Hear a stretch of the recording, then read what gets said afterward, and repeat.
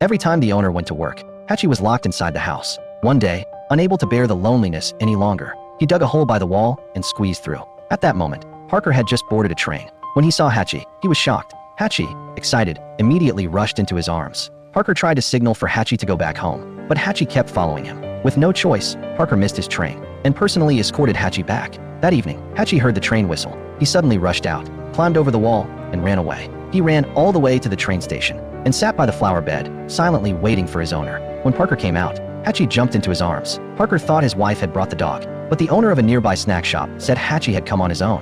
A station worker witnessed this heartwarming scene and couldn't help but admire Hachi's loyalty. From that day on, Hachi would send Parker to the station every morning. Afterwards, he would turn back and go home. By 4:55 p.m., he would always be sitting by the flower bed, waiting. As soon as his owner appeared, he would rush into Parker's arms, helping to ease his fatigue. Through wind, rain, heat, or cold, Hachi would silently wait for his owner. It became their routine. But one day, Hachi began acting strangely. He barked loudly at Parker, then ran in circles, as if trying to tell him something. Parker didn't think much of it, so he went to work as usual. When Hachi saw him leave, he immediately ran into the warehouse, grabbed a ball he had never played with, and chased after Parker. Just as Parker was about to enter the station, he looked back and saw Hachi, panting, with the ball in his mouth. Parker threw the ball to test him, and Hachi brought it back without hesitation for the first time. Hachi seemed to be trying to stop Parker from going to work, but Parker didn't understand. He promised to meet Hachi at 5 p.m. and entered the station. Hachi could only watch as Parker left. While Parker was at work, he suddenly collapsed to the ground and never got back up. That afternoon at 5 p.m.,